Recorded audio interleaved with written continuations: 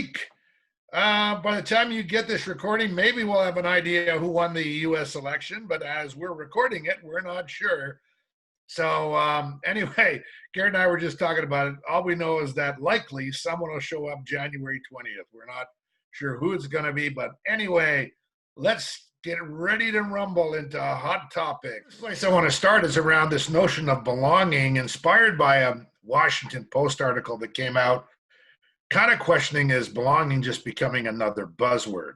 And I really want to caution against it becoming that, because one of the things that I find out about organizations and leaders in organizations, we love those shiny new words. We like to, and I've been part of this sometime, you like to kind of, it's like kind of going to the newest and latest, greatest restaurant, or nothing wrong with that. But sometimes we just have to be careful that we're not just sort of clouding the issue with words. So in this case, I want to be clear that belonging is not intended to be a substitute for diversity, or a substitute for inclusion, or a substitute for justice. It is it's to complete the whole picture. So whereas diversity is really about the numbers, it's a fact. You're either diverse or you're not. How much you're not. That's just, it's essentially factual. Justice is the fairness that's applied around the way the organization lives and breathes. The sense it's got people on a sense of fair and equal footing, and that doesn't matter who you are, but you feel like the organization really is an advocate for fairness and justice. Inclusion is behavior where people are invited to participate. Belonging is an outcome. It's an outcome where, driven by being part of a purpose of the community and being fueled by that you feel like you're fully able to bring your true authentic self to contribute to it. And it is really the sense that when these conditions exist, that I really feel like I belong here. It feels like more than just home for me. It feels like, I am so accepted and welcome that I can thrive and bring my best possible work. I belong. So that combination is really vital in it. And so we have to be careful that, and I want to take a Washington Post warning to heart. Let's not just sort of be cavalier and throw the word out there and then add it to titles, or somehow think that our work is complete, or that we get these confused.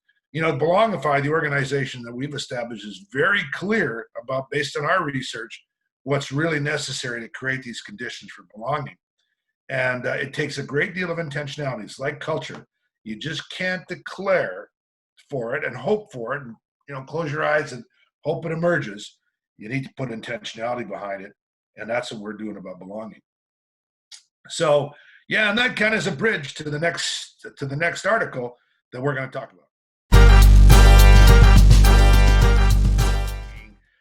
Gartner posted an article, and I admire them for taking a shot at trying to set the table around, what do you have to do to create belonging? And, Gartner's kind of like, and their research is a canary in the coal field in the best sense of the word, usually around trends and important topics. And I noticed that Deloitte's done some cool work at this.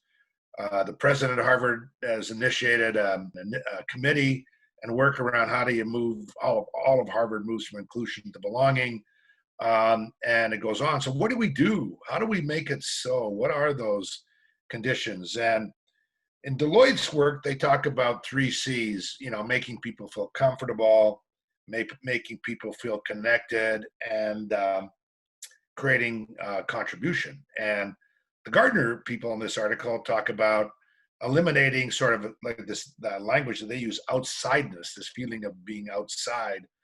How they talk about investing in fully onboarding, and they talk about having benefits and initiatives that reinforce and create and help support conditions for belonging. And I agree in all those considerations. That Belongify we hopefully we've taken that a little bit further around our work, and we have a very intentional formula that we built based on as much science we can get, on much practice we can get, that we're employing in organizations that really want to be leaders in this area.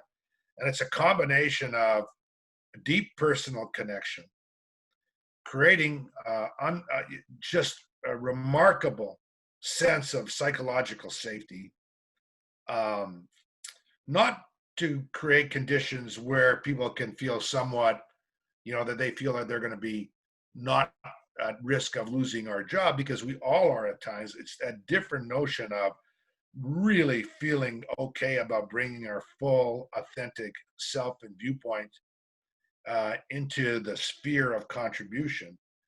And then finally, clarity around what's expected and how we meet expectations in the context of driving the purpose of the organization and the teams that we're part of. And we think we have a formula there that's shown some proven results. And what we're talking about here, though, and what I admire all the organizations working on this, is translating intent into action, into action that makes a difference.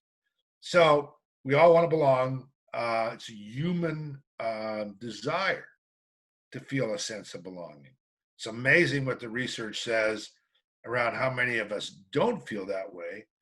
And it's also amazing when you look around how great it is for outcomes and business and otherwise nonprofits around results that matter when belonging exists.